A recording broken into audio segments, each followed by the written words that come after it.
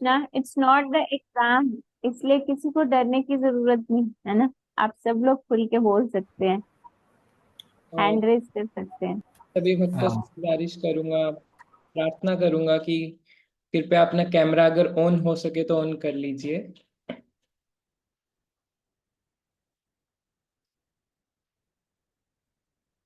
ठीक है नीलम माता जी, एक लाइन में हम क्या हमने क्या सीखा था फर्स्ट चैप्टर में?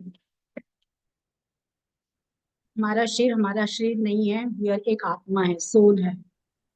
यस, ये ही मेन लर्निंग थी। मैं मानता हूँ किरण माता जी का भी यही रिस्पॉन्स था। तो आपको क्या लगता है कि किसी को अगर ये चीज समझनी है तो क्या उसे किसी स्पेसिफिक जाति से होने की जरूरत है या किसी कंट्री से होने की जरूरत है कि उच्च जाति के लोग हैं वो ही ये चीज समझ सकते हैं?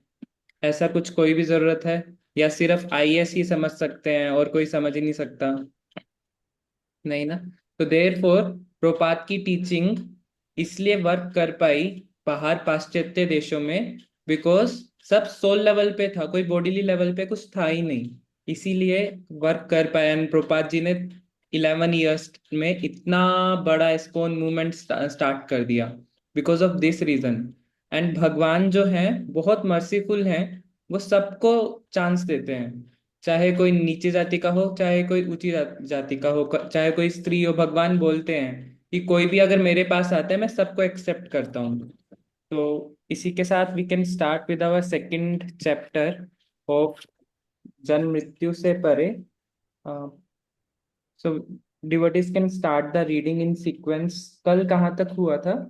हरे कृष्णा। आई थिंक किरण माता जी आपने रीडिंग कर ली थी ना कल, राइट? तो नीलम माता जी, आपको अनम्यूट कर रही हूँ। आप हरे कृष्णा प्रभु। अरे, प्रभु, ये सेकंड चैप्टर शुरू करें। मृत्यु के समय उन्नति। अध्यात्मवादी अनेक प्रकार के होते हैं जिनको योगी कहा जाता है। हठ योगी, ज्ञान योगी, ध्यान योगी और भक्ति योगी। ये सब आध्यात्मिक जगत में स्थानांतर होने के लिए योग्य होते हैं। योग शब्द का अर्थ है जुड़ना, और योग विद्या हमारा संबंध आध्यात्मिक जगत से स्थापित करने के लिए निर्मित है। जैसा कि पिछले प्रकरण में बताया गया है, मौलिक रूप से हम सब भगवान से जुड़े हुए हैं, परंतु अभी हम भौतिक मलिनता से प्रभावित हो चुके हैं। प्रक्रिया ये है कि हमें आध्यात्मिक जगत में वापस जाना है, और जोड़ने के यही प्रक्रिया योग कहलाती है। योग शब्द का दूसरा अर्थ धन, जिन भी पॉजिटिव है। वर्तमान काल में हम भगवान जहाँ परम सत्य से रहित, दैट इज नेगेटिव है, परंतु जब हम कृष्ण अर्थात परमेश्वर को अपने जीवन में जोड़ लेते हैं, तब हमारा ये मनुष्य जीवन पूर्ण हो जाता है। आगे कंटिन्यू करूं माता जी? हाँ। मृत्यु के समय हमें पूर्णता की उस प्रक्रिया को पूरा करना होता है। अपने जीवन काल के दौरान हमें पूर्णता की ओर अग्रसर होने की विधि का अभ्यास करना होता है, जिससे मृत्यु के समय जब हमें ये भौतिक शरीर छोड़ना पड़े, उस पूर्णता को हम प्राप्त कर सके। प्राण काले मन मनसा चलेन, भक्ता युक्त योग बरेन चेव, पूर्वो मध्य प्राण मावेश्य सम्यक सत सतम परम पुरुष मुपेति दिव्यम। मृत्यु के समय जो व्यक्ति अपने प्राण को भों के मध्य स्थिर कर लेता है और अविचलित मन से पूर्ण भक्ति के साथ परमेश्वर के स्मरण में अपने को लगाता है, वह निश्चित रूप से भगवान को प्राप्त होता है। इसका यह भगवत गीता ने 7.10 में। जिस प्रकार विद्यार्थी किसी विषय को 4 या 5 साल तक पढ़ता है और फिर परीक्षा में बैठता है और अंत में उपाधि प्राप्त करता है, इसी प्रकार जीवन के विषय में यदि हम मृत्यु काल की परीक्षा के लिए अपने जीवन काल में ही अभ्यास करें, तो हम परीक्षा में सफल हो जाएं, तो हमें आध्यात्मिक जगत में भेज दिया जाता है। हमारे संपूर्ण जीवन की परीक्षा मृत्यु के समय होती है। यम यम वापि स्मरण भावम त्यजते कलेवरम तम तमे वेति कौंतनीय सदा तद भाव भावुत। हे कुंती पुत्र, शरीर त्यागते समय मनुष्य जिस भाव का स्मरण करता है, निश्चय रूप से वह उसी भाव को प्राप्त करता है। हरे कृष्णा माता जी, कोई और रीड कर सकते हैं? Nipun Prabhu ji, shall we stop here? Yes माता जी, थैंक यू माता जी। सो फर्स्ट लाइन, जो फर्स्ट पैराग्राफ में शुरुआत में अलग अलग योगी के नाम हैं। हठ योगी, ज्ञान योगी, ध्यान योगी एंड भक्ति योगी। तो इन सब का लक्ष्य एक ही होता है कि कैसे इस जन्म मृत्यु से बाहर निकलें, लेकिन सबका प्रोसेस अलग है। और वो प्रोसेस किसी का बहुत डिफिकल्ट है और किसी का रिलेटिवली थोड़ा इजी है। तो हठ योगी कौन होते हैं? हठ योगी अपने शरीर से अलग अलग मुद्राएं करते हैं, योग की मुद्राएं, लेकिन उनका प्रयास होता है कि अपने मन को नियंत्रित कर सके वो। लेकिन वो कोशिश करते हैं कि अभी मन को नियंत्रित कर नहीं सकते तो पहले शरीर को नियंत्रित करते हैं, और ये बहुत कठिनाई वाला होता है। इसको आज के जीवन काल में नहीं किया जा सकता। नेक्स्ट आता है ज्ञान योगी। ज्ञान योगी वो होते हैं जो ज्ञान के माध्यम से पार जाना चाहते हैं इस भव सागर से। ज्ञान, उनको इतना तो ज्ञान हो जाता है कि इस जीवन में दुख ही दुख है, लेकिन उससे परे का ज्ञान वो इतना नहीं हो पाता उन्हें। और वो बस चाह रहे होते हैं कि हम और ज्ञान अर्जित करें, बट वो यहीं पे फंस जाते हैं। ध्यान योगी, ये ज्ञान योगी से थोड़ा ऊपर है। ये ध्यान लगा के कोशिश करते हैं कि मैं भगवान को पा लूं, लेकिन ऐसा बोला गया है कि भगवान को अगर हम मन की गति से भी चलें हजारों वर्षों तक, मन की गति आप सब जानते हैं कितनी तेज है मन की गति, अगर हम हजारों वर्षों तक मन की गति से भी चलें तब भी भगवान हमारी रीच के परे हैं। ऐसा साइंस में भी देखा गया है। अगर किसी ने एट्थ नाइन्थ की अगर साइंस की बुक पढ़ेंगे तो ऐसे लिखा हुआ है कि कुछ कुछ प्लैनेट्स इतने दूर हैं कि वहां तक पहुंचने में हमें 40,000 वर्ष लगेंगे। तो जब प्लैनेट्स तक पहुंचना इतना दूर है, 40,000 वर्ष पहुंच ही नहीं सकते, मतलब कोई कैसे पहुंचेगा? वो 100 साल बाद तो उसकी मृत्यु हो जाएगी। तो अगर हम प्लैनेट्स पे नहीं पहुंच सकते तो भगवान पे कैसे पहुंचेगा कोई ध्यान योगी? इसलिए ये जो प्रोसेस है ना, ये भी कठिन है। और भगवान नहीं मिलते उन्हें, ज्यादा से ज्यादा क्या मिल जाता है इन ध्यान योगी को? कुछ टाइम के लिए वो एक बिंदी पे ध्यान कर रहे होते हैं, एक ज्योति पे। तो कुछ टाइम के लिए ज्योति पे उनको मिल जाता है कि हाँ आप ज्योति में मिल के रह सकते हो। बट कुछ टाइम बाद क्या होता है, वो डिस्टर्ब हो जाते हैं कि मेरे को कुछ वैरायटी नहीं मिल रही, और उनका दोबारा से फॉल डाउन होता है। नेक्स्ट आते हैं भक्ति योगी। भक्ति योगी होते हैं जो जिनका पूरा आश्रय भगवान पे होता है। एक एग्जाम्पल से समझते हैं आश्रय से क्या मतलब है। आप सब ने बंदर का बच्चा और एक बिल्ली का बच्चा दोनों देखे होंगे, दोनों में क्या फर्क है? सो बंदर का बच्चा कैसा होता है? अच्छा, यस माता जी। हरे कृष्णा प्रभु जी, जो बंदर का बच्चा है वो अपनी माँ के पेट को जोर से पकड़ के रखता है, मतलब अपनी चेष्टा और बल पे वो विश्वास करता है। लेकिन बिल्ली जो है वो अपने बच्चे को मुंह में अपने उठाती है, मतलब वो ही सारा कार्यभार संभालती है। यस, दिस यस यस माता जी। सो बिल्ली का जो बच्चा है, जैसे माता जी ने बताया, वो बिल्कुल छोड़ देता है। माँ आपको जैसे उठाना है उठाओ, आप अपने मुंह से उठाओ, जबड़े से उठाओ, जिसमें शाप शाप, वही जबड़ा है जिससे चूहा डरता है। जिस चूहे से सब जिस जो चूहा जिसकी मृत्यु हो जाती है जिस दांतों से, बिल्ली का बच्चा कहता है माँ आप उसी उसी जबड़े से उठाओ, मेरे को बिल्कुल डर नहीं है, क्योंकि मैं पूरा आश्रित हूँ आप पे। लेकिन जो दूसरे टाइप का होता है बंदर का बच्चा, आपने देखा होगा कभी कभी बंदर ऐसे उछल रहा होता है, उसका बच्चा कभी कभी गिर भी जाता है, कभी पेड़ से गिर गया, कभी बिल्डिंग से गिर गया। क्यों गिरा वो? क्योंकि उसने खुद की चेष्टा से पकड़ा हुआ है, और खुद की चेष्टा इट्स नॉट सिक्योर, कभी भी फॉल डाउन का चांस है। तो जितने भी हमने योगीज देखे, हठ योगी, ज्ञान योगी, ध्यान योगी और भक्ति योगी, सबसे इजीएस्ट प्रोसेस है भक्ति योगी। और सेकंड, हम आजकल लाइफ में सुनते हैं बी पॉजिटिव, हमें पॉजिटिव रहना चाहिए। लेकिन सब इतने डिप्रेशन में हैं, सब इतने नेगेटिव थॉट्स रखते हैं, तो पॉजिटिव का उन्हें मतलब ही नहीं पता। पॉजिटिव का मतलब जोड़ना। तो जब तक वो भगवान से नहीं जुड़ेंगे वो कभी पॉजिटिव हो ही नहीं पाएंगे, वो हमेशा के हमेशा नेगेटिव ही रहेंगे।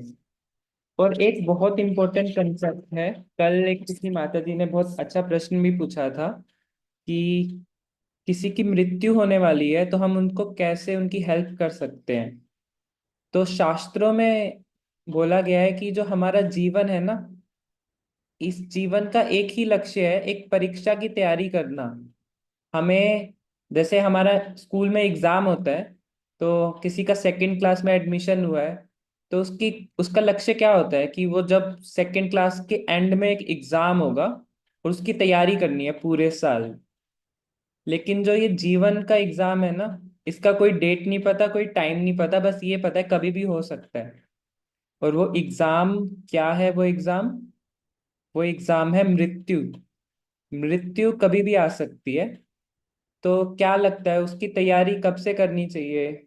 जब एग्जाम सेकंड, जैसे स्टूडेंट्स होते हैं एग्जाम के एंड में तैयारी करते हैं, तो बिल्कुल एंड में करनी चाहिए या कंसिस्टेंटली थोड़ा थोड़ा करते रहना चाहिए?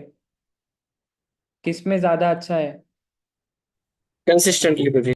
कंसिस्टेंटली करनी चाहिए, यस। तो और हमें करना क्या है मृत्यु पे? ये जो माता जी ने श्लोक पढ़ा था, यम यम वापि परम भावम, इसमें ये बता रहे हैं कि जैसा हमारा मन जिस चीज के बारे में सोच रहा होगा, हमारी आत्मा वहीं की तरफ आकर्षित होगी। जो व्यक्ति, अगर हो सकता है अपने प्रियजन, अपनी पत्नी पति या किसी प्रियजन के बारे में सोच रहा होगा, तो उसकी नेक्स्ट बॉडी भी उसी से रिलेटेड कहीं जाएगी। हो सकता है उनके घर में वो नया कोई और उनको फैमिली मेंबर बन के आए, या फिर हो सकता है एनिमल लाइफ भी आ सकती है।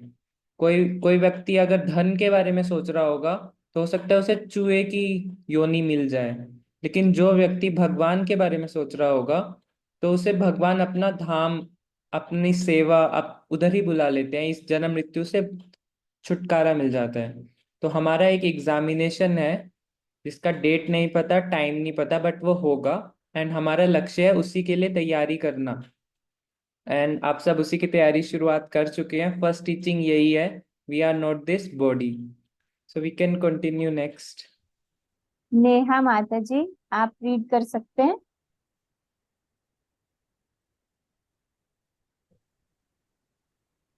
हरे कृष्ण माता जी। बंगाली में एक कहावत है कि पूर्णता के लिए मनुष्य जो कुछ करता है उसकी परीक्षा उसकी परीक्षा मृत्यु के समय होती है। भगवत गीता में भगवान कृष्ण बतलाते हैं कि शरीर छोड़ते समय हमको क्या करना चाहिए। ज्ञान योगी के लिए भगवान कृष्ण निम्नलिखित श्लोक बताते हैं। यद शरम वेद विदो वदन्ति विशन्ति यद्धतो वीतरागाः यदि चतो ब्रह्मचर्यां चरन्ति तदेव पदं संग्रहेण प्रवक्ष्ये। सर्वद्वाराणि स संयम संयमे मनोहृदय निरुध्य च मूर्धन्यव्याधायात्मनः प्राणमास्तितो योग धारणा। अर्थात वेदों के ज्ञाता जो पुरुष जो ओंकार का उच्चारण करते हैं और जो संन्यास आश्रम के बड़े बड़े मुनि हैं, वे ब्रह्म में प्रवेश करते हैं। ऐसी सिद्धि की इच्छा करने वाले ब्रह्मचर्य व्रत का अभ्यास करते हैं। अब मैं तुम्हें यह विधि बताऊंगा जिससे व्यक्ति मुक्ति लाभ कर सकता है। समस्त इंद्रिय क्रियाओं से विरक्ति की स्थिति को योग कहा जाता है। इंद्रियों के समस्त द्वारों को बंद करके तथा मन को हृदय में और प्राण को सिर के ऊपर केंद्रित करके मनुष्य अपने को योग में स्थापित करता है। भगवत गीता 7:11 8.11 माता जी। 8.11-12 योग विधि में इस अभ्यास को प्रत्याहार कहते हैं। जिसका अर्थ है पूर्णतया विपरीत। यद्यपि जीवन काल में आंखें संसारिक सौंदर्य देखने में लगी रहती हैं, परंतु मनुष्य को मृत्यु काल में इंद्रियों को इनके विषयों से हटाकर आंतरिक सौंदर्य देखना होता है। इसी प्रकार कान भी इस संसार में अनेक प्रकार की ध्वनियां सुनने के आदी होते हैं, परंतु मृत्यु के समय मनुष्य को अंदर से परम शब्द ओंकार को सुनना होता है। माता जी अभी नेक्स्ट रीडिंग की टर्न दे रही हूँ। हरे कृष्ण। कृष्णदासी माता जी आप रीड कर सकते हैं। हरे कृष्णा माता जी। हाँ जी माता जी। हरे कृष्णा प्रभु जी। आवाज आ रही है माता जी? हाँ जी हाँ जी। ओम इत्युकालक्षम ब्रह्म वहायरमनुमानिशमरम यम प्रयाति तयजन्म देहम स याति परम कवितम। इस योग भाषा में इस योग अभ्यास में स्थित होकर असुरों के परम संयोग अर्थात ओमकार का उच्चारण करते हुए यदि कोई पूर्ण पुरुषोत्तम भगवान का चिंतन करता है तो अपने शरीर का त्याग करता है तो वह निश्चित रूप से आध्यात्मिक लोगों को जाता है। इस प्रकार सभी इंद्रियों को बाहरी क्रियाओं से रोकना होता है और भगवान के विष्णु मूर्ति रूप पर केंद्रित करना होता है। मन बहुत चंचल है, परंतु इसको अपने हृदय में स्थित भगवान पर स्थिर करना होता है। जब मन हृदय के अंदर स्थिर हो जाता है तो प्राण वायु सिर के उच्चस्थ भाग पर स्थानांतरित हो जाती है। तब मनुष्य योग में सिद्धि पा सकता है। इस बिंदु पर योगी निश्चित करता है कि उसे कहाँ जाना है। इस भौतिक ब्रह्मांड में अनगिनत ग्रह हैं और इस ब्रह्मांड के परे आध्यात्मिक विश्व है। योगियों को वैदिक साहित्य से इन सभी स्थानों की जानकारी होती है। जिस प्रकार कोई अमेरिका जाने से पहले पुस्तकें पढ़कर कुछ जानकारी पा सकता है कि अमेरिका किस प्रकार का देश है, इसी प्रकार मनुष्य को आध्यात्मिक ग्रह को ज्ञान भी वैदिक साहित्य पढ़कर मिल जाता है। योगी इन सब स्थानों के विषय में जानते हैं और बिना किसी अंतरिक्ष यान की सहायता के वे जिस ग्रह पर जाना चाहे जा सकते हैं। यांत्रिक साधनों द्वारा अंतरिक्ष यात्रा दूसरे ग्रह में उत्थान के लिए मान्य विधि नहीं है। शायद बहुत समय तक प्रत्ययन करने और बहुत सारा धन व्यय करने के बाद अंतरिक्ष यानों या अंतरिक्ष पोशाक जैसे इन भौतिक साधनों से भले ही कुछ व्यक्ति अन्य ग्रहों में जा सके, परंतु यह बहुत ही कठिन और अव्यवहारिक विधि है। किसी भी दशा में इस भौतिक ब्रह्मांड के उस पार यांत्रिक साधनों की सहायता से जा पाना संभव नहीं है। हरे कृष्ण माता जी। प्रभु जी आगे कंटिन्यू करें हम लोग। यस माता जी।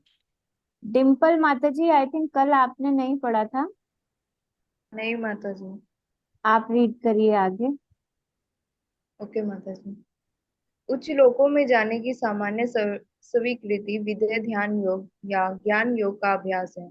तथापि भक्ति योग पद्धति का अभ्यास किसी भी भौतिक ग्रह में जाने के लिए नहीं होता है, क्योंकि जो परम भगवान कृष्ण के सेवक हैं वे इस भौतिक ब्रह्मांड के किसी भी ग्रह पर जाने की इच्छा नहीं रखते हैं। वे जानते हैं कि वे यदि भौतिक आकाश के किसी भी लोक में प्रवेश करेंगे तो जन्म मृत्यु जरा व्याधि के चारों सिद्धांत वे वहां भी पाएंगे। उस लोकों में जीवन की अवधि इस पृथ्वी की अवधि से लंबी हो सकती है, परंतु मृत्यु वहां पर भी है। भौतिक ब्रह्मांड से हमारा तात्पर्य उन ग्रहों से है जहाँ जन्म मृत्यु जरा और व्याधि होते हैं, और आध्यात्मिक ब्रह्मांड से हमारा तात्पर्य उन ग्रहों से है जहाँ जन्म मृत्यु जरा और व्याधि नहीं होते हैं। जो बुद्धिमान हैं वे स्वयं को इस भौतिक ब्रह्मांड के किसी भी ग्रह में ले जाने की चेष्टा नहीं करते। यदि कोई उस लोकों में यांत्रिक विधि से प्रवेश करने का प्रयत्न करता है तो उसकी तत्काल मृत्यु निश्चित है, क्योंकि यह शरीर वातावरण के इतने बड़े उग्र परिवर्तन को सह नहीं सकता है। परंतु यदि कोई योग विधि से उस लोकों में प्रवेश करने का प्रयास करे तो उसे प्रवेश करने के लिए उपयुक्त शरीर प्राप्त हो जाएगा। इस पृथ्वी पर भी हम ऐसा प्रदर्शित होते देख सकते हैं, क्योंकि हमें पता है कि हमारे लिए समुद्र में जलमय वातावरण में रहना संभव नहीं है और न ही जलचरों के लिए धरती पर रहना संभव है। इस प्रकार हम समझते हैं कि जैसे इस पृथ्वी पर भी जीव को किसी स्थान विशेष पर रहने के लिए एक विशेष प्रकार का शरीर चाहिए, वैसे ही अन्य ग्रहों में रहने के लिए भी किसी विशिष्ट प्रकार का शरीर चाहिए। उच्चतर ग्रहों में पृथ्वी की अपेक्षा शरीर अधिक समय तक जीवित रहता है, क्योंकि उच्चतर ग्रहों का एक दिन पृथ्वी के 6 दिन महीनों के बराबर होता है। इस प्रकार का वर्णन वेदों में है कि जो लोग उच्च लोकों में रहते हैं वे इस पृथ्वी के 10,000 वर्षों से भी अधिक समय तक जीवित रहते हैं। तथापि इतनी लंबी आयु के बाद भी मृत्यु हरेक की प्रतीक्षा करती है, चाहे कोई 20,000 या 50,000 या लाखों वर्ष जीवित रहे। फिर भी इस भौतिक संसार में वर्षों की गिनती होती रहती है और मृत्यु आती ही है। मृत्यु के इस चंगुल से हम कैसे बच सकते हैं, यह शिक्षा भगवत गीता में दी गई है। न माता जी, यहाँ पे जायते। स्टॉप करेंगे। प्रभु जी आगे कंटिन्यू करें हम लोग। थोड़ा सा एक्सप्लेनेशन माता जी। तो सो प्रभुपाद जी बता रहे हैं कि हमें मृत्यु के समय इंद्रियों को संयमित करना है। लेकिन उसका उद्देश्य क्या है? इंद्रियों को संयमित क्यों करना है? इंद्रियों को किसी भी चीज का उद्देश्य स्पिरिचुअली एक ही उद्देश्य है कि हम भगवान की तरफ जा पाए, भगवान के बारे में सोच पाए। जितने भी रूल्स एंड रेगुलेशन दिए गए हैं उसका एक ही उद्देश्य है, to always remember Krishna and never forget Krishna. तो जब मृत्यु आ रही होती है तो बोला गया है कि अपने, क्योंकि सबसे बड़ी डिस्ट्रैक्शन क्या है? हमारी इंद्रियां ही हैं। तो जब हम इंद्रियों को संयमित कर लेंगे तभी हम भगवान के बारे में सोच पाएंगे। तो उसमें अलग अलग, जैसे यहाँ पे योगी की बात हुई है, उसमें बताया कि योगी ध्यान केंद्रित करके वो निर्धारित करता है कि उसकी आत्मा कहाँ से निकलेगी। तो ऐसा शास्त्रों में दिया गया है कि जिनकी आत्मा अपने सर में से निकलती है, यानी कि उनके हेड में से, वो उच्च लोकों में जाती है। और जिनकी आत्मा अपने नोज में से निकलती है या फिर आ, अपने मुंह में से निकलती है, माउथ में से, आपने देखा होगा कुछ कुछ व्यक्ति जो होते हैं वो जब उनकी डेथ होती है तो उनका मुंह खुला ही रहता है, बंद भी करने लगो तो वो वापस से खुल जाता है, बिकॉज वो थोड़े प्योर थे और उनकी जो आत्मा है वो उनके मुख में से निकली, तो अब वो स्वर्ग में गए हैं। और कुछ जो बहुत पाप करते हैं उनकी आत्मा बॉडी के निचले भाग से निकलती है, लेकिन उनकी फिर जो गति होती है वो पृथ्वी से भी नीचे जाते हैं। एंड इसमें एक और एग्जाम्पल दिया गया है, जैसे अगर हमें अमेरिका जाना है तो हम पढ़ेंगे कि अमेरिका जाने की क्या विधि है, क्या वीजा का प्रोसेस है, पासपोर्ट बनवाना पड़ेगा, राइट? तो एक प्रोसेस के थ्रू जाना होता है। ऐसे नहीं होता कि इट्स नॉट द प्रोसेस कि हमें कहीं भी जाना है हम जबरदस्ती वहां जा सकते हैं। फॉर एग्जाम्पल, आजकल के scientist billions of dollars rupees खर्च करके अंतरिक्ष में जा रहे हैं, चांद पे जा रहे हैं, बट उन्हें एक स्पेस सूट चाहिए। वहां पे एक क्षण भी जीवित नहीं रह सकते, एक स्पेस सूट चाहिए, क्योंकि वहाँ हवा नहीं है, वहाँ प्रेशर नहीं है एयर का। वो एक्सप्लोड हो जाएंगे अगर उस स्पेस सूट से बाहर निकलेंगे। वहां पे उनके लिए कुछ खाने को नहीं है, पीने को पानी नहीं है, फिर भी पता नहीं वो क्यों जा रहे हैं वहां पे। एक बार प्रभुपाद जी की किसी से बात हो रही थी तो उन्होंने कहा कि ठीक है, वो उसने उन्होंने बताया कि we have reach the moon. तो प्रभुपाद जी ने कहा ठीक है, मून पे तो पहुंच गए, वापस क्यों आ रहे हो? वहीं पे रहो ना। वो वहां पे रह नहीं सकते, फिर वापस आ रहे हैं। वो क्या लेके आ रहे हैं? मिट्टी लेके आ रहे हैं। तो मतलब कुछ भी कर रहे हैं हम। ऐसे ही रावण रावण थे, रावण को स्वर्ग में जाने की इच्छा थी, जबरदस्ती वो एक सीढ़ी बना रहे थे जिससे वो स्वर्ग में जा पाए। लेकिन इंद्र ने देखा कि उनकी क्वालिफिकेशन तो है नहीं और आना उनको स्वर्ग में है, उन्होंने सीढ़ी ऊपर से गिरा दी कि ऐसे कैसे पहुंच जाओगे। तो हमें किसी भी प्लेनेट में जाना है, हमें वहां की बॉडी चाहिए। जिस प्रकार पानी में रहने के लिए हम पानी में नहीं रह सकते, मछली रह सकती है क्योंकि मछली के पास बॉडी है। तो हमें किसी भी स्वर्ग या किसी भी प्लेनेट में जाना है, हमें वहां की बॉडी चाहिए। जो सूर्य ग्रह है वो भी एक प्लेनेट है, तो वहां की एक अलग बॉडी होती है जो कि अग्नि से बनी होती है। तो इसका अर्थात ये है कि हमें कहीं भी जाने के लिए जबरदस्ती नहीं पहुंच सकते, वहां एक प्रोसेस के थ्रू पहुंचना होगा। तो अगर हमें भगवान इस जन्म मृत्यु से बाहर निकलना है तो उसका एक प्रोसेस है, हम जबरदस्ती अपने तरीके से नहीं जा सकते।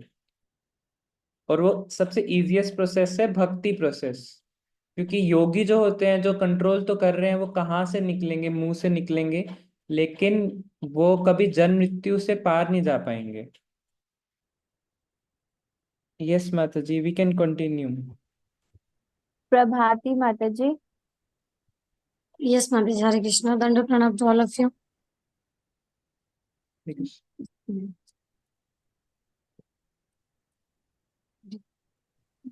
माता जी start- मेरे पास, हाँ यस माता जी, मेरे पास वो बुक नहीं है, क्या मैं वेद वेद से पढ़ सकती हूँ माता जी? हाँ जी, माता जी मैं नेट से पढ़ सकती हूँ वेद वेद से? हाँ हाँ हाँ, पढ़ लीजिए पढ़ लीजिए, थोड़ा डिफरेंट है माता जी, बट मैं कोई बात नहीं। ठीक है, थैंक यू सो मच। न जायते म्रियते वा कदाचित्, नायं मृत्वा भवितं वा न भूयम्, अजो नित्यं शाश्वतोऽयं पुराणो, न हन्यते हन्यमाने शरीरे। आत्मा का ना तो कभी जन्म होता है, ना ही मृत्यु, ना ही एक बार होने के बाद वो कभी समाप्त होता है। वो अज्ञातना, साक्षात, सदा विद्यमान, अमर और आदि है। शरीर के मारे जाने पर भी वो नहीं मारा जाता। भगवत गीता 2.20। हम आत्मा है और इस तरह से हम साक्षात है। फिर हमें अपने आप को जन्म और मृत्यु के अधिक क्यों करना चाहिए? जो यहाँ प्रश्न पूछता है उसे बुद्धिमान माना जाता चाहिए। जो लोग कृष्ण भावनावित है वे बहुत बुद्धिमान है, क्योंकि वे किसी ऐसे ग्रह ग्रह में प्रवेश पाने का रुचि नहीं रखते जहाँ मृत्यु है। वे भगवान जैसा शरीर पाने के लिए जीवन की लंबी अवधि को अस्वीकार कर देंगे। ईश्वर परम कृष्ण सच्चिदानंद विग्रह। सत का अर्थ है साक्षात, चित का अर्थ है ज्ञान से भरा हुआ, और आनंद का अर्थ है आनंद से भरा हुआ। कृष्ण सभी आनंदों के भंडार है। यदि हम स्वयं को इस शरीर से आध्यात्मिक दुनिया में स्थानांतरित करते हैं, चाहे कृष्ण लोक, कृष्ण का ग्रह या किसी अन्य आध्यात्मिक ग्रह पर, तो हमें एक समान सच्चिदानंद शरीर प्राप्त होगा। इस प्रकार जो लोग कृष्ण चेतना में हैं, उनका उद्देश्य उन लोगों से भिन्न है जो इस भौतिक दुनिया के भीतर उच्चतर ग्रहों पर खुद को बढ़ावा देने की कोशिश कर रहे हैं। व्यक्ति का आत्मा या आत्मा का एक सूक्ष्म आध्यात्मिक चिंगारे हैं। योग की पूर्णता इस आध्यात्मिक चिंगारे के शीर्ष पर स्थानांतरित करने में निहित है। इसे प्राप्त करने के बाद योगी अपने इच्छानुसार भौतिक दुनिया के किसी भी ग्रह पर खुद को स्थानांतरित कर सकता है। यदि योगी को यह जानने की जिज्ञासा है कि चंद्रमा कैसा है, तो वो खुद को वहां स्थानांतरित कर सकता है। या यदि वह उच्च ग्रहों में रुचि रखता है, तो वो खुद को वहां स्थानांतरित कर सकता है। जिसे यात्री न्यूयॉर्क, कनाडा या पृथ्वी पर अन्य शहरों में जाता है, पृथ्वी पर जहां भी कोई जाता है, उसे वही वीजा और सीमा शुल्क प्रणाली संचालित होती हुई मिलती है। उसे सभी भौतिक ग्रह पर वो जन्म, बुढ़ापा, रोग और मृत्यु के सिद्धांतों को इस तरह से संचालित होते हुए देख सकता है। कैन आई कंटिन्यू माता जी? कोई और रीड कर लेंगे। रमेश प्रभु, आप रीड करेंगे। हरे कृष्णा।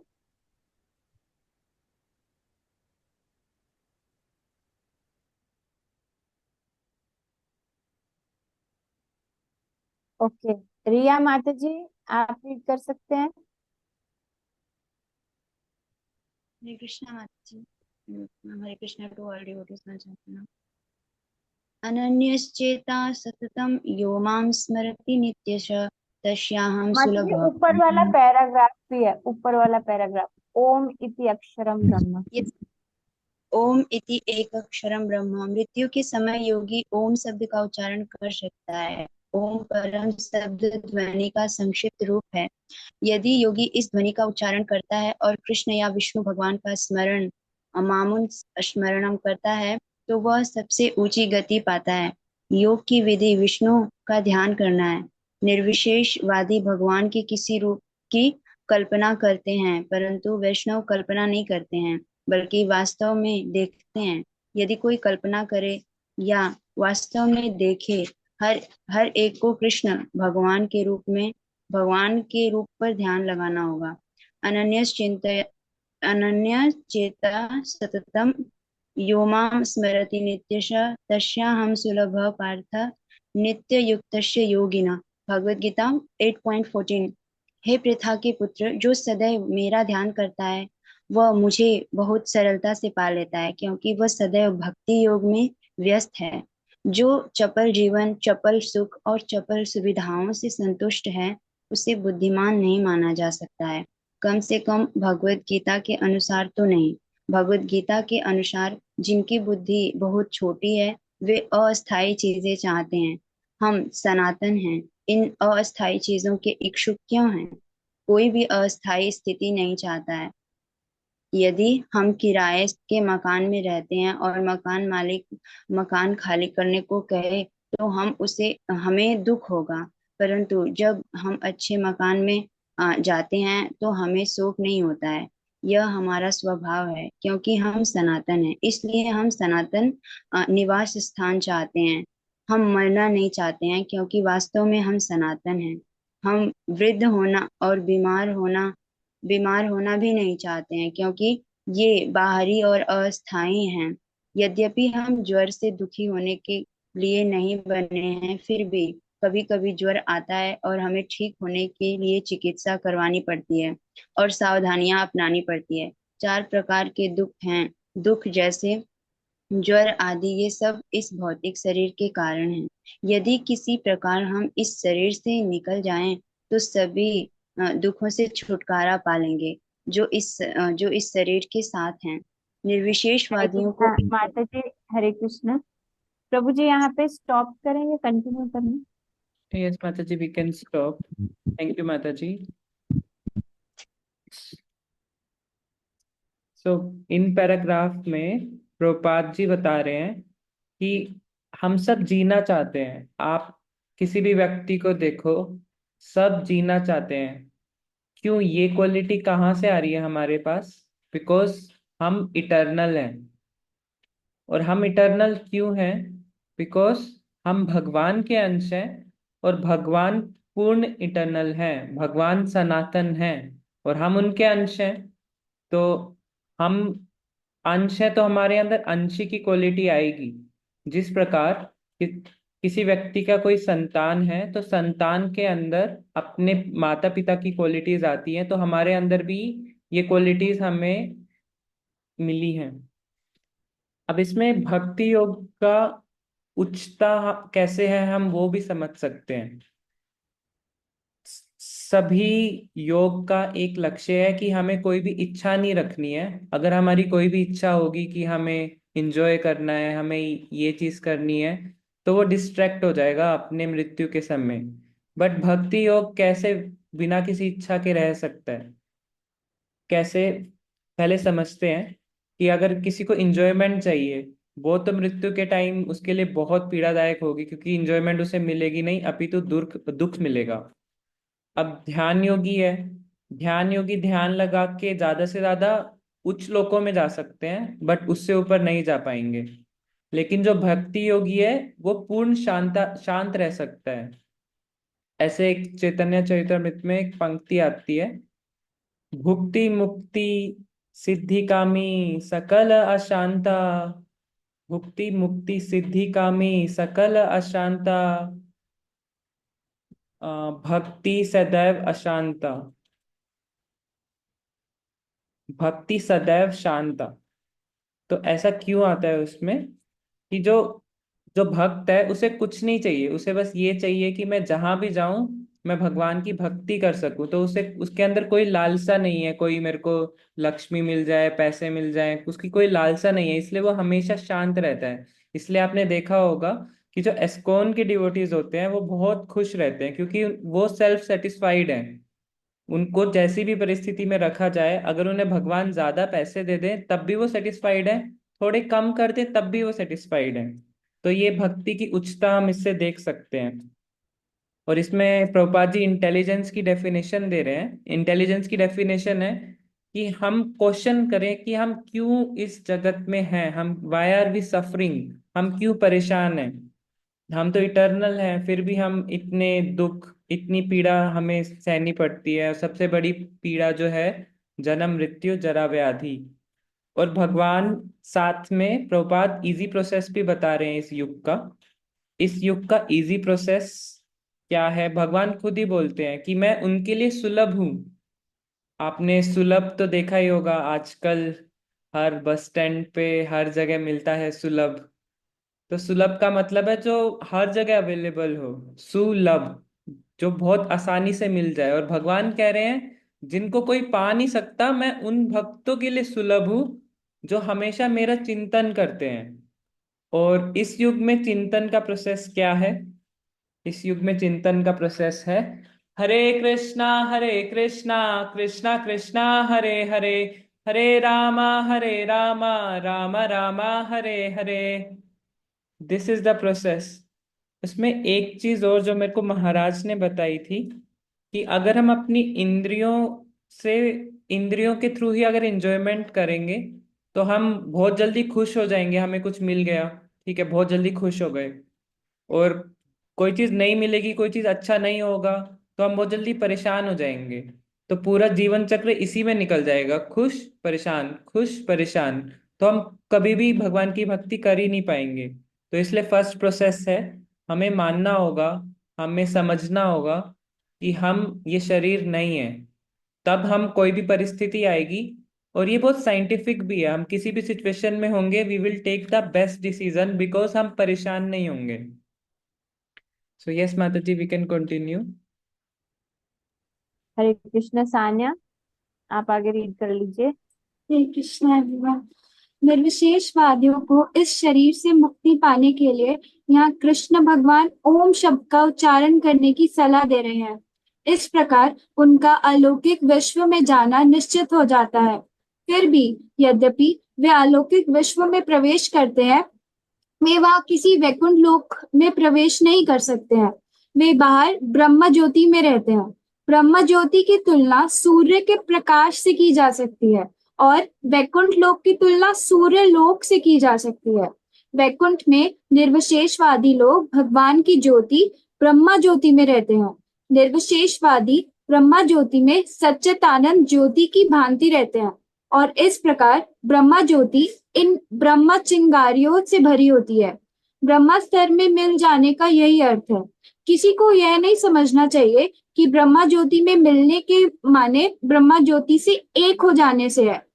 हर चिंगारी का अपना व्यक्तित्व रहता है, परंतु निर्विशेषवादी व्यक्त रूप नहीं चाहते हैं। इसलिए वे ब्रह्मा ज्योति में चिंगारियों के रूप में पाए जाते हैं। जैसे सूर्य का प्रकाश अनेकों अणु जैसे सूक्ष्म सूक्ष्म अंशों का बना है, वैसे ही ब्रह्मा ज्योति भी अनेक आत्मा रूप चिंगारियों की बनी है। कुछ भी हो, जीव होने के कारण हम आनंद लेना चाहते हैं। सिर्फ अस्तित्व की पर्याप्त नहीं है, हम आनंद चाहते हैं और साथ ही साथ अस्तित्व भी।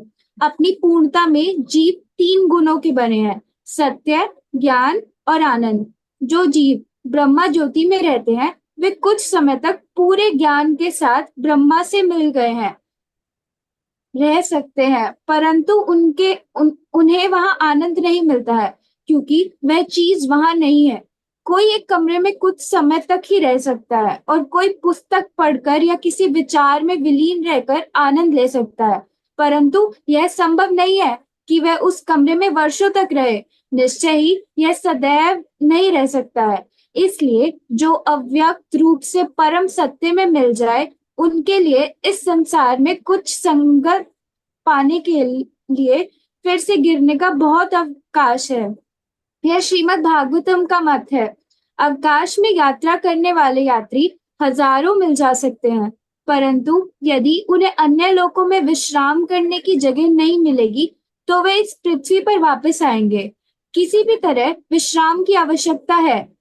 अव्यक्त रूप में विश्राम अनिश्चित है। इसलिए श्रीमद् भागवतम कहता है कि इतनी चेष्टा करने के बाद भी यदि निर्विशेषवादी आध्यात्मिक विश्व में प्रवेश करे और अव्यक्त एकता पाए, तब भी वे इस संसार में फिर से वापस आते हैं, क्योंकि उन्होंने भगवान की भक्ति और प्रेम को ठुकराया है।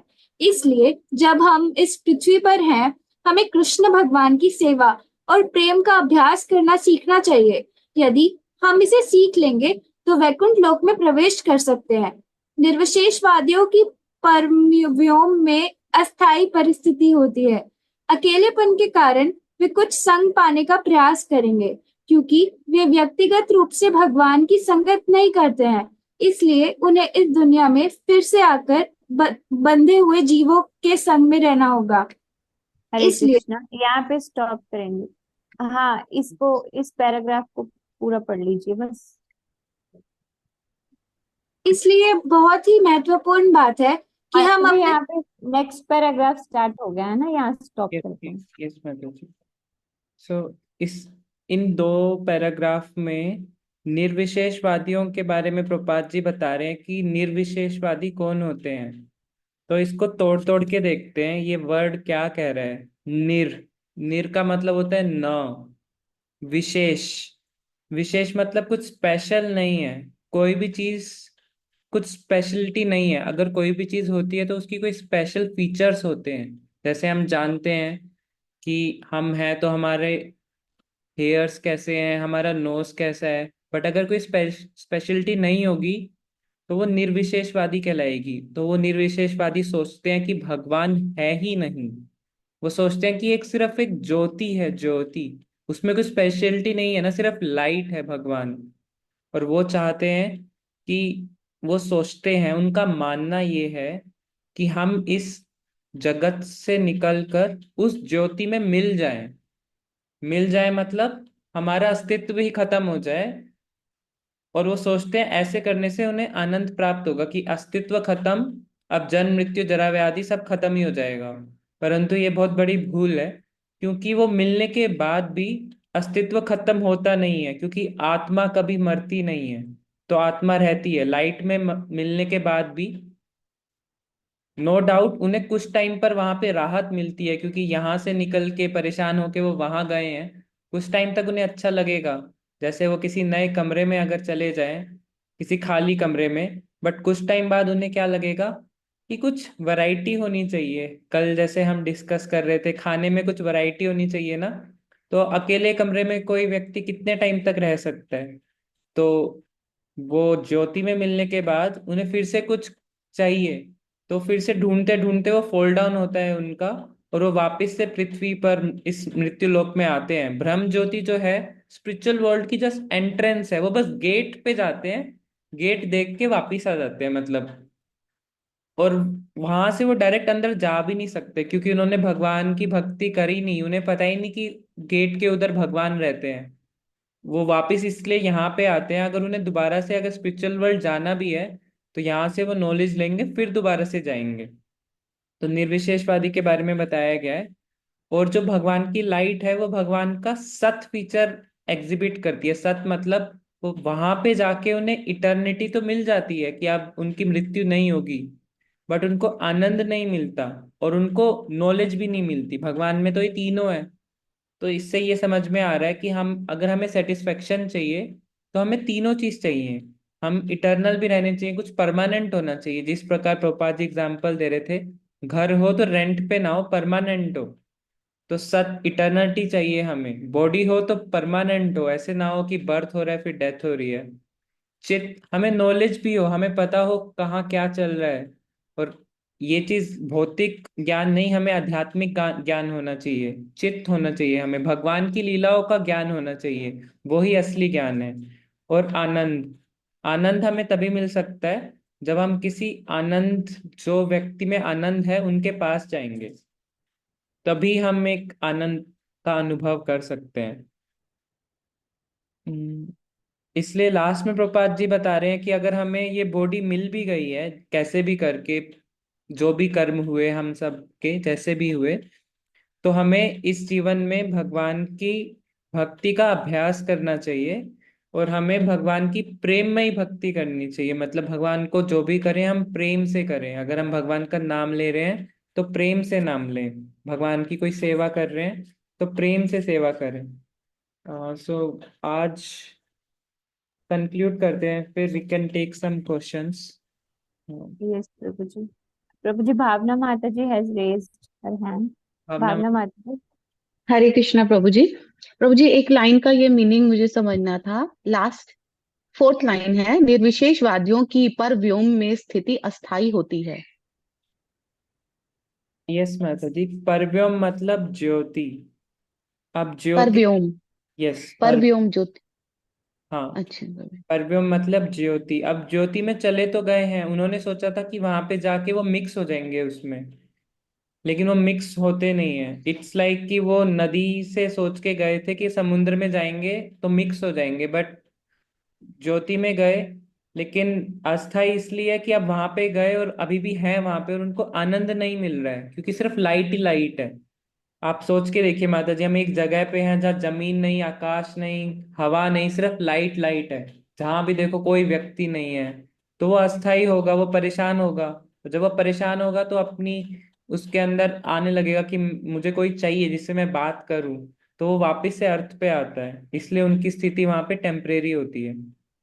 ओल्दो जो ब्रह्म ज्योति निकल रही है वो भगवान से ही निकल रही है, वो जो लाइट है। जी, ये ठीक है। थैंक यू प्रभु जी। हाँ। उषा माता जी।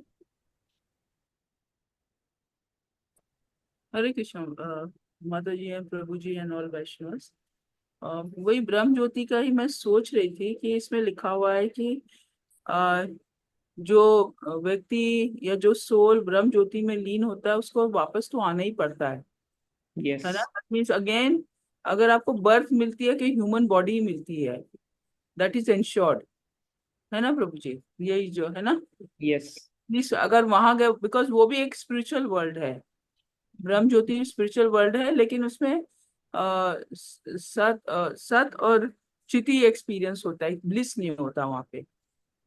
तो वहां से मतलब प्रोग्रेशन नहीं होता, वहां से वो वैकुंठ या वहां पर नहीं जा सकते, they have to come back ना। यस। या वही एक्सप्लेन किया। ठीक है प्रभु जी। उनको चित्त भी एक्सपीरियंस नहीं होता। अगर उन्हें चित्त एक्सपीरियंस होता तो वो भगवान के बारे में पता लगा लेते, भगवान कौन है, उनकी भक्ति कैसे करनी है। तो उनको चित्त भी नहीं होता। और सेकंड चीज माता जी, वो डायरेक्ट अर्थ पे नहीं आते। हो सकता है कि वो चाह रहे हैं हमें इंजॉय करना है, तो हो सकता है वो स्वर्ग में चले जाएं। हाँ, इतना इंश्योर है कि या वो अर्थ पे आएंगे या उससे ऊपर के लोकों में आएंगे। अर्थ 7th नंबर पे है, उससे ऊपर 6 फ्लोर्स और है, अर्थ के नीचे 7 फ्लोर्स और है। तो इसके मतलब अगर वहीं से अगर उनको एक्सपीरियंस होता है और वो कृष्ण कॉन्शियस में जाते हैं, आई मीन अगर रियलाइजेशन है वहां पे, तो ऊपर भी वैकुंठ वगैरह में भी कुछ लोग उसमें भी जा सकते हैं मेरे ख्याल से ना। माता कि जी, भक्ति करने के लिए भक्तों का एसोसिएशन चाहिए। जैसे मुझे बुक रीडिंग करने के लिए आपका एसोसिएशन चाहिए। तो हाँ। लाइट में है, उन्हें भक्ति मिलेगी नहीं क्योंकि कोई एसोसिएशन नहीं है उनके पास, तो उन्हें नीचे आना ही पड़ेगा।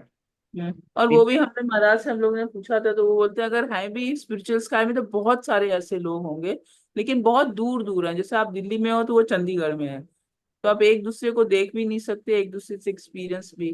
तो इतने दूर दूर हैं तो एसोसिएशन तो मिल ही नहीं सकता। यस। लेकिन आप बोलते हैं कि ये उच्च लोक में तो जाते हैं जैसे ना, वहीं से यस। तो वहां उच्च लोक में भी जाते हैं, तब पर भी नीचे तो आना ही आना है, जब उनका 1000 साल या जो भी वहां उनका खत्म हुआ तो। ठीक है प्रभु जी। यस। धन्यवाद। हरे तो उन्हें कृष्ण। अर्थ पे आना ही पड़ेगा अगर उन्हें आना भगवान ही की पड़ेगा। सेवा करना है। हो सकता है उनका कार्यकाल लंबा हो, हम्म। टाइम स्पेंड ज्यादा हो, लेकिन वापस तो आना ही पड़ेगा। यस माता जी। Thank you. हरे कृष्ण। भावना माता जी। प्रभु जी, क्षमा कीजिएगा, मुझे एक अगर कोई हमसे पूछे ब्रह्म ज्योति के को एक्सप्लेन करो, तो प्रभु जी हम उनको कैसे बता सकते हैं? उनको पूरा समझाने के लिए ब्रह्म ज्योति क्या है, तो अगर हमसे पूछे तो हम उनको कैसे समझा सकते हैं? आप बताएंगे प्लीज। रेखा माता जी, एक्सप्लेन प्लीज। हरे कृष्णा। माता जी, ब्रह्म ज्योति एक्चुअली जो है भगवान की बॉडी से निकलने वाली लाइट ही है। जैसे भगवान भगवत गीता में कहते हैं कि मेरे लोक में किसी सूर्य चंद्रमा की जरूरत नहीं है, क्योंकि मेरी बॉडी की ही लाइट इतनी ज्यादा है कि वो सूर्य और चंद्रमा को भी रोशनी देती है। और वो सूर्य और चंद्रमा रोशनी यहाँ बाकी प्लैनेट्स पे ट्रांसफर करते हैं, है ना। तो इसलिए ब्रह्म ज्योति हम ये चीज समझेंगे कि एक नदी होती है जिसको हम बोलते हैं विरजा नदी, है ना। वो विरजा नदी के नीचे नीचे जो है ऐसे लोक हैं जिनमें जन्म और मृत्यु है। विरजा नदी पार करते ही ब्रह्म ज्योति स्टार्ट हो जाता है। ब्रह्म ज्योति में भी जब हम पहुंच जाते हैं तो हमें जन्म मृत्यु जरा व्याधि नहीं मिलेगा, ठीक है। हम जन्म मृत्यु से पार हो चुके हैं। लेकिन फिर भी प्रभुपाद कह रहे हैं कि परव्योम में स्थित होने पर भी अस्थाई है हम, तो ये थॉट आता है माइंड में, है ना, कि जब हम जन्म मृत्यु जरा व्याधि से पार हो गए, विरजा नदी के पार सारा जो है वो भगवान का धाम है ना। तो फिर ऐसे क्यों लिखा गया। महाराज ने एक बार हमें समझाया था कि आप भगवान को मिलने की इच्छा से या आप किसी को मिलने की इच्छा से गए, ठीक है। लेकिन आपने एंडेवर कितना किया। आपने एंडेवर किया कि आपने गेट खोला और आप उस घर के आंगन में चले गए, ठीक है। अब आपने कहीं से परमिशन नहीं लिया, किसी को कोई कॉल नहीं किया कि मैं आना चाहता हूँ, मैं दिस एंड दैट पर्सन से मिलना चाहता हूँ। इसलिए आप आंगन में रहेंगे लेकिन आपको अंदर जाने की परमिशन नहीं मिलेगी। आप जिससे मिलना चाहते थे उससे आप मिल नहीं पाएंगे, क्योंकि ऑलरेडी आपने उसको मिलने के लिए कोई प्रयास नहीं किया, है ना। तो दैट मीन्स जो ये ब्रह्म ज्योति है, अर्थात हम जन्म मृत्यु से पार हो चुके हैं, ठीक है। लेकिन भगवान के दर्शन नहीं कर सकते, भगवान से मिल नहीं सकते, भगवान की सेवा नहीं कर सकते, है ना। तो अब वहां पे एक लंबे टाइम के लिए हम रहते हैं, है ना। और फिर हम फील करते हैं कि मेरे को तो वो चीज मिली ही नहीं जो मैं चाहता था, ठीक है। मेरे पास सिर्फ क्या है, सनातन, कि मैं शाश्वत हो गया, जन्म मृत्यु से परे हो गया, लेकिन मुझे आनंद नहीं मिल रहा, ठीक है। तो फिर वो आनंद की प्राप्ति करने के लिए, जैसे निपुण प्रभु जी ने बताया, हमें भक्तों के संग की जरूरत है, क्योंकि भक्ति से ही भगवान जो है वो अपने रूम में हमें बुला लेंगे, है ना। आंगन से रूम में बुला लेंगे, ठीक है। तो फिर भक्ति करने के लिए हमें भक्तों का संग चाहिए। तो वहीं पर ही जीवात्मा इच्छा करती है कि अब मुझे वापस जो है धरती पे जाना है, ताकि मैं भक्तों का संग करूं, भक्ति करूं, है ना। और भगवान से अपॉइंटमेंट ले लूं और फिर सीधा अंदर चला जाऊं, आंगन में ना रुका रहूं, है ना। तो इस तरह से ब्रह्म ज्योति भगवान की बॉडी की इफल्जेंस है और बिल्कुल सनातन है। वहां पे जाके हम कभी हमारा जन्म नहीं होगा, कभी हमारी मृत्यु नहीं होगी। और जो हम उच्च लोकों की बात करते हैं, वो उच्च लोक ब्रह्म ज्योति से नीचे हैं, ठीक है। वो उच्च लोक ब्रह्म ज्योति से नीचे है, क्योंकि वो ये 14 भुवन के अंदर आते हैं, है ना। वहां पे जन्म मृत्यु है। तो इसलिए वहां पे जीव जब जैसी इच्छा करता है ना, तो फिर वापस उसी लोक में चला जाता है, ठीक है। अगर जीव वहां पे भी वापस से वही इच्छा करेगा कि मुझे थोड़ा सा और एंजॉय करना है, then I will go to get the association of devotees, तो वो स्वर्ग में जाएगा। और फिर बट अगेन उसको भक्तों के संग के लिए, भक्ति करने के लिए एक धरती पे आना ही पड़ेगा। धरती पे आएगा, एडवांटेज उसको ये मिल जाती है क्योंकि वो ब्रह्म ज्योति में पहुंच चुका था, सनातन को प्राप्त कर चुका था। इसलिए उसको एडवांटेज मिलेगी कि उसका जन्म ऐसे ही एटमॉस्फेयर में होगा जहां से शुरू से उसको भक्ति मिलेगी, है ना।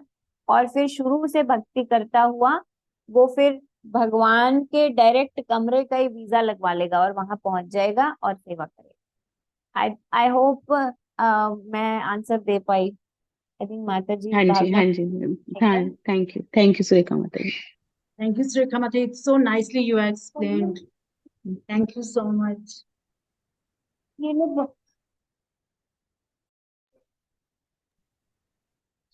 के नो अदर क्वेश्चन। भावना माता जी आपका हैंड रेज है।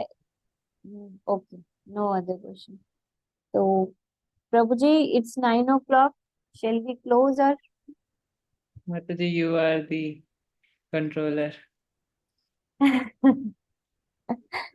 तो आई थिंक हम लोग को क्लोज कर देना चाहिए, 9 o'clock हो गए हैं, है ना। सभी माता जी को अभी किचन की ड्यूटीज भी आई थिंक करनी होंगी। ठीक है। हरे कृष्ण प्रभु जी प्रणाम। वन सेकंड वाचा करते हैं